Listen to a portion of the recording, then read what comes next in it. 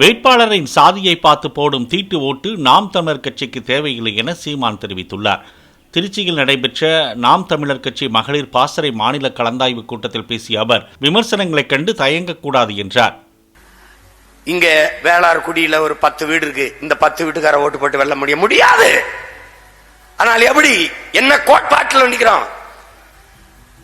முன்னாடி நிற்கிற என்னை நான் நிறுத்துகிற என் பிள்ளைகளை சாதி பார்த்து போட்டால் ஓட்டு எனக்கு தீட்டு, நீயே வச்சுக்க. என் நிறத்தை பார்க்காதே, என் சாதியை பார்க்காதே, என் மதத்தை பார்க்காதே, நான் முன்வைக்கிற கருத்தை பார், கோட்பாட்டை பார். அதுதாங்க முக்கியம். சாதியாக நின்று சாதித்தவன் எவனும் இல்லை, இங்க எவனுமே கிடையாது.